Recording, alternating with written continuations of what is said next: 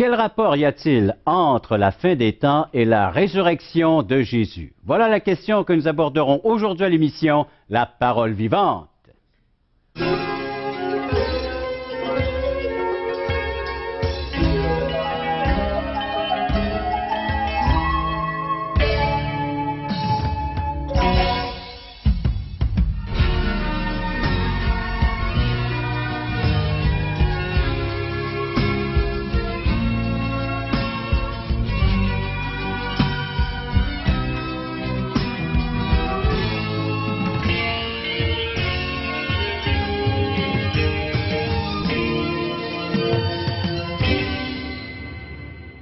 Que vient faire la résurrection de Jésus dans notre monde, dans notre ère moderne, dans ce que nous sommes en train de vivre, ce que la Bible également déclare comme étant la fin des temps?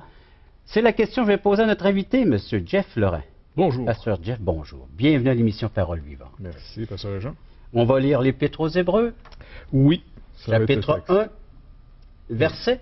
Verset 2, entre autres, verset 1 et 2, peut-être. Vous qui avez la belle voix, encore une fois, je vous invite. Elle va s'user, cette voix. Ah, mais non, elle est là pour non. durer, je crois, jusque dans l'éternité. Exactement. Mais elle va être encore améliorée, revue et corrigée. Ouais. Le Seigneur est en train de faire ça avec chacun d'entre nous. Donc, l'Épître aux Hébreux, chapitre 1, versets 2 et 3. Nous lisons. Dieu, dans ces derniers temps, nous a parlé par le Fils. Il l'a établi héritier de toutes choses. Par lui, il a aussi créé l'univers. Tiens. Hein? Le tiens n'est pas dans le texte, mais... Le verset 3. Le Fils est le reflet de sa gloire et l'empreinte de sa personne, et il soutient toutes choses par sa parole puissante. Il a fait la purification des péchés et s'est assis à la droite de la majesté divine dans les lieux très hauts. Quel rapport y a-t-il entre la résurrection de Jésus et cette période décrite dans les Saintes Écritures, la fin des temps? D'abord, la fin des temps, on se rappelle, pour ceux qui nous ont suivis pendant quelques émissions... Récapitulons. Oui, voilà. Que c'est une période qui a commencé, la fin, selon la parole de Dieu, a commencé à l'incarnation de Jésus. Siméon, ce vieillard, le Saint-Esprit finalement l'avertit qu'il va voir le oint de Dieu, le salut, la consolation d'Israël.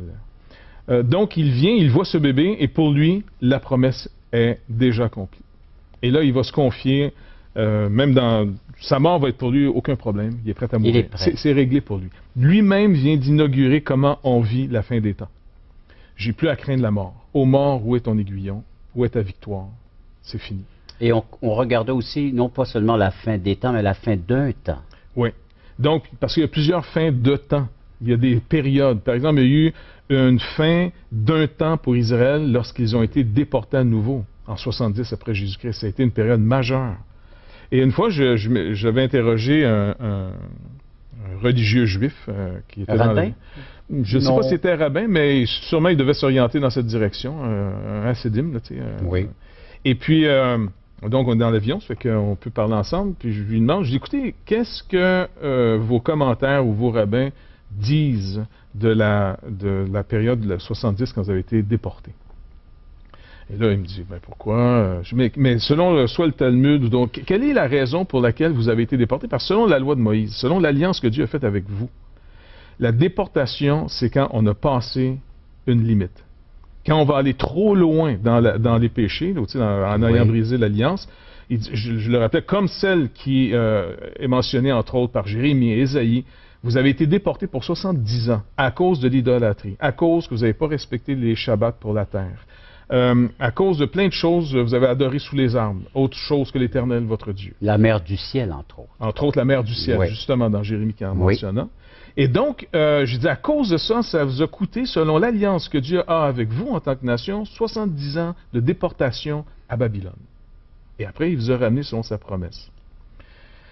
Ils ne sont plus jamais retombés dans ce péché de l'idolâtrie. Exactement. Et ils sont plus, c'est vrai, ils sont plus retombés là-dedans. Ils ont été extrêmement orthodoxes sur l'adoration à Dieu seul. Exact. Ils ont appris une leçon. Ah oui.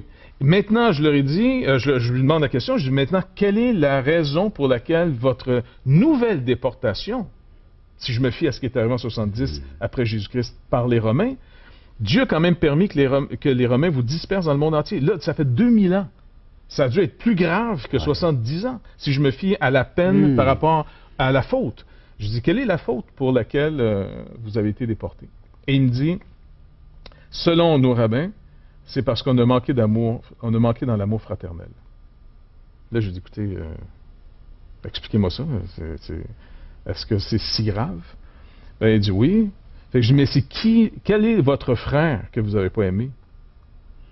Parce que c'est l'amour fraternel. Oui. Donc, et puis là, il me voyait venir. Tu comprends? C'est sûr, oui, Jésus. Tu sais.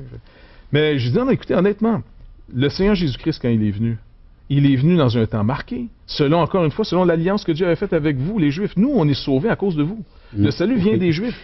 Donc, le Seigneur s'est tourné vers les nations et de partout, et en passant, beaucoup de Juifs se tournent aussi au Seigneur Jésus-Christ. Les Juifs messianiques, mais on pourrait même rajouter à cause même de leur refus. Oui, même de leur refus, on est encore plus favorisé. Oui. Jusqu'à ce que le Seigneur un jour va renverser toute chose pour, en tout cas selon l'interprétation qu'on peut faire dans la partie de Romains 9 à 11. Eschatologique. Oui. Donc, il va y avoir un grand salut. L'olivier qui sera rattaché à l'olivier, et ainsi de suite, qui portera du fruit à la gloire de notre grand Dieu. Exactement. Donc, l'ange je faisais donc voir en disant, ça a été donc la fin d'un temps pour vous, en tant que nation. Même si aujourd'hui Israël se rebâtit, Israël essaie de se rebâtir par ses propres forces encore. C'est le temps du retour dans l'incrédulité, si on peut dire. Parce qu'en Israël, même croire en Dieu de manière, on pourrait dire, Ancien Testament, l'Ancienne Alliance, la plupart des gens ne sont pas nécessairement croyants, sont très...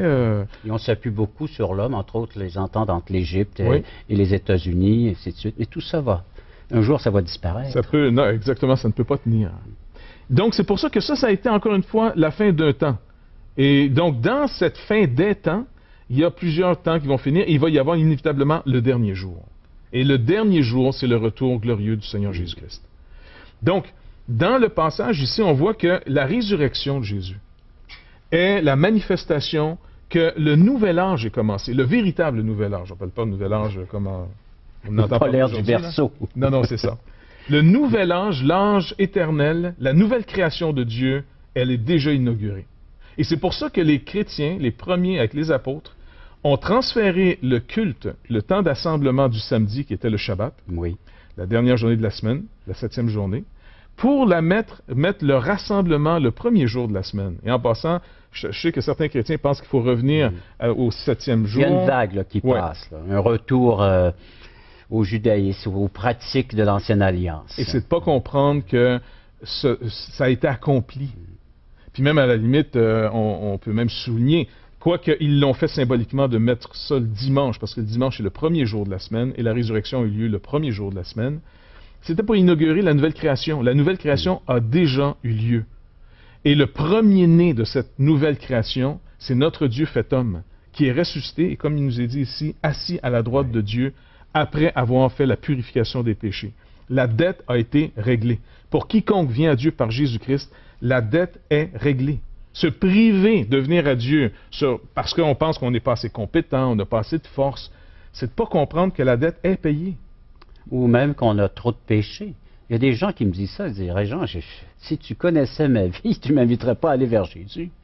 Mais au contraire, il ne peut pas y avoir d'autres solutions. Je veux dire, alors celui, le soi-disant juste, ou celui qui réalise qu'il est dans un état lamentable, les deux sont invités aujourd'hui. Oui. Et de faire attention, parce que c'est vrai qu'il y a des gens qui se croient trop mal, trop injustes, et puis on les encourage vraiment à venir, parce que personne ne va être refusé. Je ne mettrai pas dehors celui qui vient à moi, le Seigneur nous dit. Maintenant, de faire attention aussi de passer d'entrer dans, on pourrait dire, la place du banquet royal, avec un habit étranger que le sien. Parce qu'on se rappelle, Jésus nous a donné une parabole, une histoire où tous les convives sont là. Oui. Ils ont reçu les cartes d'invitation. Exactement. Et ils sont, comme la coutume de l'époque, ils sont même habillés par l'habit qui est fourni par celui qui invite. Et il y a parmi eux quelqu'un qui n'est pas habillé de l'habit de celui qui invite. Et on va le voir en disant, mais par où vous êtes rentré? Et lui est confus, il ne peut pas répondre. Et là, Jésus nous montre une illustration. Personne ne va entrer dans sa présence, à ce banquet, ce qui présente l'éternité, la nouvelle création, en dehors de sa justice à lui, à Christ, qu'il couvre. Personne n'entre parce qu'en disant « Non, je n'ai pas besoin de Jésus, je pense que je suis spirituel. » Parce que ça, c'est la mode aujourd'hui d'être spirituel. Eh bien, finalement, sans Jésus-Christ, personne ne peut entrer. Personne. Et c'est là qu'on voit tous ces textes qui nous invitent à revêtir le nouvel homme, le nouvel Adam, la justice accomplie en Jésus-Christ seul. La justice de la nouvelle création. et de laisser tomber la justice de l'ancienne création. C'est la fin des temps. C'est la fin de ce type de justice. C'est la fin d'une justice par la loi. C'est maintenant l'inauguration d'une justice par la foi. Recevez gratuitement. Venez au salut, aux eaux du salut pour boire gratuitement. C'est gratuit, c'est fourni par Dieu. Dieu fournit tout. Donc, on n'a rien à amener sinon nos personnes perdues qui disent d'accord. Même pas apporter votre vin. Tout est fourni. Hein? Exactement. Le vin est fourni. Le Seigneur l'a dit lui-même. Le vin nouveau. Exactement. Ah, comme il nous est dit. Une invitation, peut-être un peu plus personnelle pour vous qui êtes à l'écoute de cette émission Parole vivante. Pourquoi ne pas prendre vos petits doigts puis aller sur votre clavier d'ordinateur et puis de nous écrire un petit mot, un commentaire, une question peut-être, ou même un témoignage que vous êtes en train de vivre suite à l'écoute de ces émissions Parole vivante. Faites-nous en part et nous ferons parvenir tout à fait gratuitement de la littérature afin que vous puissiez vous-même découvrir ces vérités en lisant un Nouveau Testament. Si vous n'avez pas à la portée de la main, on serait prêt à vous en donner un tout à fait gratuitement. Faites-nous en la demande, l'adresse, les numéros de téléphone, vous les voyez dans le bas de l'écran qui passent une base régulière et surtout lorsqu'il y a ces intermissions ou ces pauses, qu'on pourrait dire, de pouvoir bénéficier de ces services qu'on vous offre maintenant. Nous vous invitons à nous contacter pour recevoir gratuitement de la littérature. Vous recevrez le Nouveau Testament, une portion des Écritures relatant la vie de Jésus, ainsi que l'Évangile de Jean qui parle de comment connaître Jésus et sa merveilleuse promesse. Un tract, Aujourd'hui l'espoir, c'est Jésus seul. Et finalement, un livre de relations d'aide sur la Bible de June Hunt, qui nous parle que la Bible est la source suprême de la révélation du sens de la vie. Alors n'hésitez pas à appeler, c'est gratuit. Nous sommes en train de regarder, avec l'aide des Saintes Écritures, le lien entre la fin des temps et la résurrection de Christ. Jeff, il y a un autre texte qui nous parle de ce qui se passe présentement, de ce que le Seigneur est en train de réaliser par son œuvre. Oui. L'œuvre expiatoire qu'on a vue, le pardon de nos péchés est accompli une fois pour toutes, mais sa résurrection a encore un effet sur ce monde. Oui, en ce sens que, étant ressuscité, il règne. Même si, selon la vue, on ne voit pas encore ce règne manifesté parfaitement, parce que c'est comme s'il tolère encore la rébellion. Il appelle, il propose, en d'autres mots, la paix au monde par Jésus-Christ. Le sacrifice a déjà été accompli, il n'y a rien à ajouter. Donc, à cette période des promesses, à ce qui devait venir, tout est venu. Il n'y a plus rien à attendre. Rien ne va changer l'état de ce monde. Ce monde est donc destiné à périr. Donc, le signe, comme nous a été dit dans l'Épître aux Hébreux, c'est le texte qu'on a lu au commencement de cette émission, le signe, c'est la personne de Jésus, oui. Le Christ, le Messie. Ressuscité. Oui. Incarné, donc déjà venant dans ce monde, il accomplit sa promesse, il a vécu sous la loi, il a accompli la loi, il est mort pour l'expiation des péchés de son peuple. Le salaire du péché ou Exactement. La condamnation qui était sur nous due à la loi. Il rend manifeste que la dette est réellement payée, car en devenant notre substitut, il prend notre place. Okay? Donc, c'est ce que Paul essaie de nous expliquer dans l'Épître aux Romains au chapitre 4. Il prend notre place, alors, puisqu'il prend notre place, lui qui est sans péché, devient péché. Non pas pécheur, mais il devient péché. Et là, parce qu'il devient péché, il subit notre peine. Il meurt. Il donne sa vie en rançon pour plusieurs. Puisqu'il a donné sa vie, contrairement à tous les autres hommes qui meurent, quand un homme meurt, il meurt de sa mort, ça ne donne rien aux autres. Lui, en mourant, il est affranchi. Mais il reste toujours notre substitut. C'est ça le point. Il reste notre substitut. Donc, il meurt à cause de mes péchés. Mais puisque mes péchés ont été réellement payés, enlevés, la mort ne peut plus le retenir. C'était mes péchés qui le retenaient dans la mort. Mes péchés étant payés, il ressuscite des morts en disant, vois, ma résurrection, c'est ta résurrection. C'est ma victoire. C'est sa victoire, mais qui est transférée. Parce que sa victoire était d'abord ma défaite. Parce qu'il a dû prendre mon combat que je ne pouvais pas livrer. Je ne peux pas me battre contre la mort. J'y laisse ma vie, c'est pas compliqué. Alors finalement, Christ prend mon combat par mes péchés, il meurt de ma mort et il ressuscite parce que mes péchés sont réellement pardonnés. Et là maintenant, il nous dit à tous ceux qui ont cru en lui, qui mettent leur espérance en lui, en rien d'autre que lui. Il n'y a aucun système, aucune éducation, aucune vitamine, rien. Il n'y a rien à faire. Inévitablement, tu dis, ou j'accepte ce que Christ a fait pour moi, ou je vais, par le chemin de toute la terre, périr. Et le Seigneur ne veut pas que le méchant périsse. Donc, il nous dit, je vous invite. Alors, quand tu es invité, normalement, c'est celui qui invite qui paye. Que je dois reconnaître. Comme quand tu m'invites à souper, c'est toi qui paye. C'est vrai, mon cher Jeff. Mais donc, je dois réaliser que il y a une condamnation sur moi, je suis une personne condamnée à la mort. Oui. Et Jésus-Christ a pris cette condamnation sur lui. Et c'est par sa mort, encore une fois, que nous sommes sauvés. Et c'est pour ça qu'il faut cesser d'avoir peur en s'approchant de lui. Et lui va nous apprivoiser. Lui prend le stress ou le fardeau de nous convaincre que son œuvre a réellement bien fonctionné. La justice de Dieu a été parfaitement Et la rencontrée. résurrection en est la preuve. La preuve. Et il a ressuscité. Et quand il est ressuscité, il n'a même pas pris la peine de démontrer à ceux qui n'avaient pas cru en lui. Parce que, me semble, moi, j'aurais été celui qui organise la campagne électorale du Seigneur. J'aurais planifié ça différent. J'aurais dit, non, écoute, ta résurrection, on a planifié des caméras, la télévision va être là, tout le monde, tes ennemis surtout, hein, ceux qui se moquaient, on va aller les chercher eux autres, puis là, j'aimerais que tu paraisses les mains, et puis là, tu arrives et dire, OK, les gars, vous allez avoir des problèmes. Tu sais, j'aurais mieux organisé ça, moi, quand même. Mais non, il n'a pas apparu à ces gens-là, il a apparu qu'à ceux qui ont cru en lui. Et souvent, on se pose la question, mais pourquoi? Parce que Jésus lui-même reste convaincu de la vérité de la parole. Il a raconté une histoire, Jésus, dans Luc 16. Oui. Il dit, il y a un riche qui meurt, il y a un pauvre qui meurt. Il dit, dans le séjour des morts, le riche, là, il veut que ses frères ne viennent pas le rejoindre où il est. Alors il dit, envoie Lazare, envoie un mort. Et Jésus, par la bouche d'Abraham, nous dit dans l'histoire, il dit, non, même si un mort ressusciterait, viendrait vers eux, ne croirait pas. Ils ont les écrits. Oui, ils ont les écrits. Moïse. Ils ont Moïse, les prophètes. Voilà. Qui... Non, c'est assez. Et pourtant, ce monsieur Lazare, on en a un ami de Jésus qui s'appelait Lazare, que Jésus a attendu que 4 jours après sa mort. Le gars puait, là. Ouais. Ça veut dire que le processus est bien parti. Et puis, même on lui a reproché. Oui, c'est ça. Elle dit non, fais pas un fou de toi en disant ouvre pas la tombe. Si tu étais venu il y a quelques jours, tu aurais pu le guérir de sa maladie, mais là, il est mort. Il est mort. Il est mort, puis même son esprit n'est plus là. Mais Jésus a dit à ses apôtres, c'est pour vous, ça, là. Oui. C'est un signe pour vous. Et pour là, encore les croyants, pour ceux qui ont les cru. Croyants. Le miracle là, va toujours fortifier la foi du croyant. Mais l'incroyant va trouver le moyen de neutraliser ça sans arrêt. Et même, à cette époque, ils l'ont vu. Il y avait des gens qui n'avaient pas cru, qui l'ont vu, Lazare sortir de la tombe. Puis ils n'ont pas cru. Pire, ils ont dit, écoute, il faut éliminer Jésus, ça en vient dangereux. Et Lazare, c'est une preuve. Oui. Donc, le pauvre Lazare, il n'est pas ressuscité des morts, que 15 minutes après, il y a une peine de mort. Alors qu'il était bien tranquille, qu'il était rendu, il doit revivre toute la... Il faut qu'il remeure encore, 2 fois. Mais il avait pratiqué, fait qu'il était plus à l'aise pour la deuxième fois. Mais on voit finalement ce signe clair. Jésus ne va pas prendre la peine d'apparaître à ses ennemis. Mais il va venir fortifier la foi de plus de 500 frères. 500 croyants de l'époque ont vu le Seigneur. 1 Corinthiens 15 nous rappelle ces choses. Alors là, il a le règne.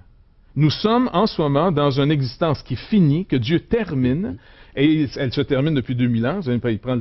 Il finit plus de finir, mais donc c'est quand même comme il veut, et il use de patience, qu'il dit. Donc, c'est pas qu'il est en train de négliger le retour. Il use de patience parce qu'il ne veut pas que les gens périssent. Et même dans le contexte d'user de patience, Pierre dit qu'il y aura des moqueurs dans les temps, dans les derniers temps. Où est la promesse? Où est l'accomplissement de sa promesse? Et là, il dit maintenant, vous savez que la terre, maintenant, elle est réservée pour le feu. Donc, il n'y a rien à faire. Cette création... On s'en va vers ça. On s'en va vers ça. Elle va être détruite. Et puis, c'est comme ça. C'est la destruction totale. Il n'y a rien. Ça va être dissous. C'est comme s'il va y avoir... je ne sais pas comment vous expliquer, une explosion générale. Là, les atomes vont éclater à grandeur. Donc, la seule manière d'en sortir... La seule issue, c'est la résurrection de Christ. C'est ça. Il dit donc, car, puisque la mort est venue par un homme, on parle ici d'Adam, qui est comme un peu un type, c'est aussi par un homme qu'est venue la résurrection des morts. Comme tous meurent en Adam, de même tous revivront en Christ. Ici, le tous, c'est tous qui sont en Christ. Il ne faut pas oublier. 1 Corinthiens, chapitre 15. Verset 22. 1 Corinthiens 15, 22. Et donc, dans ce passage, on voit que tous ceux qui sont en lui vont vivre. Comme tous ceux qui sont nés d'Adam vont mourir, tous ceux qui sont nés de nouveau, donc en Christ, vont vivre. Mais si vous n'êtes pas nés de nouveau, vous êtes que morts en Adam. Et c'est pour ça qu'encore une fois... Et c'est une mort éternelle. Ah oui, là, c'est... Non seulement parce que les gens s'arrêtent à une mort physique, mais la mort, c'est... Une séparation d'avec Dieu pour toujours. Ce que Jésus appelle, je sais pas moi, le lieu du feu qui finit plus, le lieu des vers... Les remords. Les remords, les grincements de dents, les lieux de ténèbres. Là où on retrouve justement notre personnage dans Luc 16. Exactement. Il est déjà là. Et les gens qui meurent aujourd'hui, et qui n'ont pas Christ sont déjà dans ce qu'on appelle les prémices de ce jugement dernier. Ils sont déjà en train de subir les peines. De la même manière que ceux qui meurent aujourd'hui et qui ont cru au Seigneur Jésus-Christ sont recueillis auprès de lui dans l'attente de la résurrection. Il n'y a pas d'autre chemin. Et cet homme dit, je souffre cruellement là où je suis. Envoie-moi quelqu'un pour apaiser mes douleurs. Mais il dit, c'est infranchissable. Infranchissable. Et ça, on remarque une chose, l'attitude de ce riche raconté par Jésus. Et le Seigneur Jésus n'est jamais quelqu'un qui exagère ou qui veut nous tromper par les histoires. Il ne dit pas qu'il veut sortir de là. Il sait qu'il ne peut pas sortir de là. Pour lui, c'est justice d'être là. Maintenant, c'est essayer d'apaiser ce qu'il vit, mais impossible. Et il y a de la compassion pour ses frères. Il sait qu'ils sont en train de penser comme lui pensait avant. Mène une joyeuse vie, ne se casse pas la tête. Pas la mort, bien, tout est fini, il n'y a plus rien. Et là, il veut que quelqu'un intervienne pour eux. Où tout le monde va aller au ciel, mais sans mourir. Oui, c'est ça, comme la chanson le dit. Et donc, ils disent, ensuite viendra la fin. Et quand il remettra le royaume à celui qui est Dieu et Père, après avoir détruit toute domination, donc toute résistance, toute autorité qui résiste à son autorité, toute autorité, toute puissance va être détruite, comme il est marqué ici, car il faut qu'il règne, jusqu'à ce qu'il ait mis tous ses ennemis sous ses pieds. Et le dernier ennemi qui sera réduit à l'impuissance, verset 26 d'un Corinthiens 15, c'est la mort. Oui, délivré de la mort, c'est la résurrection. Nouvelle terre, de nouveaux cieux, où là, physiquement, dans des corps glorifiés, qu'on ne peut pas imaginer encore ce que ça va être, mais Jésus a déjà fait une démonstration. On va essayer d'expliquer à nos téléspectateurs. On va se réserver une demi-heure. Mais pour inviter nos gens, surtout à faire ce pas de foi, à accepter que c'est par l'œuvre de Jésus-Christ qu'on peut entrer en contact avec le Dieu de l'univers, notre Créateur, de le découvrir, d'expérimenter, de vivre avec lui, des choses que même l'entendement humain ne peut saisir et comprendre. C'est par l'Esprit de Dieu qu'on saisit cette vérité. Et il est à l'œuvre présentement, il accomplit son œuvre. À vous maintenant de le découvrir en nous faisant l'offre qu'on vous fait de faire la demande de cette offre de littérature qu'on fait gratuitement. Toi qui es là, viens à la croix, Jésus t'appelle. Je vous invite à venir à un de nos merveilleux déjeuners de l'espoir. Vous pourrez manger un bon repas et entendre le témoignage de personnes dont la vie fut vraiment transformée par Dieu. Simplement écoutez ce qui suit pour connaître les dates et les endroits. C'est tout à fait gratuit, donc surtout n'hésitez pas. C'est un rendez-vous, nous vous attendons. Regardez ce qui se passe dans cette salle. Il nous manque de la place. Voulez-vous m'aider à tasser le mur, s'il vous plaît? Hein? Jésus est vivant, il vit pour toi, il vit pour moi. Jésus est ici, il vient pour toi, il vient pour moi. Il est venu pour tous nous pardonner. C'est une nouvelle naissance. C'est comme une chenille qui est transformée en papillon. Mais il faut lui demander. Dieu vous offre la vie éternelle, mais il faut que vous la receviez. Parole Vivante vous invite à participer à l'un des nombreux merveilleux déjeuners de l'espoir. Ces déjeuners ont lieu dans plusieurs restaurants réputés de la région et vous sont offerts gratuitement. Venez entendre le témoignage d'une vie transformée par la puissance de Dieu. Pour connaître les détails concernant l'endroit, la date et l'heure pour votre région, composez le 1-877-537-7647 ou notre site web www.espoir.ca. Dans l'épître de Paul aux Corinthiens, première épître, chapitre 15, il nous rappelle ce qu'est l'Évangile, la bonne nouvelle. À partir du verset 2, il dit « Par lequel vous êtes sauvés, si vous le retenez dans les termes où je vous l'ai annoncé, autrement vous auriez cru en vain. » Est-ce possible de croire en vain? Malheureusement, oui. Parce que c'est pas croire qui sauve, mais ce qu'on a cru qui a la puissance ou non de nous sauver. Donc c'est pour ça que beaucoup de gens aujourd'hui disent « j'ai la foi » et se croient en sécurité parce qu'ils ont de la, entre guillemets, spiritualité, croient dans quelque chose, ont de l'espérance. Mais c'est l'objet de ma foi qui va vraiment être efficace ou non. Donc, le geste à faire présentement, c'est de déplacer ma foi là Oui. où elle devrait être. Et la Nous avons tourner- tous la foi, soit tournée vers nous, vers nos propres forces ou vers d'autres qu'on a pu comprendre, saisir des philosophies de la vie. Mais Jésus-Christ, c'est ma foi devrait centrer sur Jésus-Christ. Cette capacité de faire confiance, comme vous le rappelez, doit se Oui. tourner vers le Seigneur Jésus-Christ. Parce que le verset 3 va nous parler justement de les termes de l'Évangile, parce qu'il dit de garder ces termes précieusement. Enseigner avant tout, comme je l'avais aussi reçu, que Christ est mort pour nos péchés, selon les Écritures. Verset 4, il a été enseveli et il est ressuscité le troisième jour, selon les Écritures. Voilà les termes auxquels on devrait se fier et faire en entière confiance, s'appuyer sur l'œuvre et la personne de Jésus-Christ, sa mort, son ensevelissement et sa résurrection. Pas d'autre chemin. S'il y en avait d'autres chemins, le Seigneur, dans son amour, nous les aurait indiqués. C'est donc que depuis 2000 ans et même avant, c'est le seul unique moyen qui a été donné à l'humanité. Oui, toujours notre foi en Dieu, dans ses promesses. Ses promesses en Jésus-Christ se sont parfaitement accomplies, donc son retour est aussi certain que sa venue, sa première venue. Si on veut mettre un terme à une existence, à une vie, et de faire un début d'une nouvelle existence, d'une nouvelle vie, c'est en Jésus-Christ que ça se passe. Oui. Et c'est intéressant parce que quand Paul nous parle de cette nouvelle vie, il nous parle d'une nouvelle sorte de vie. Oui.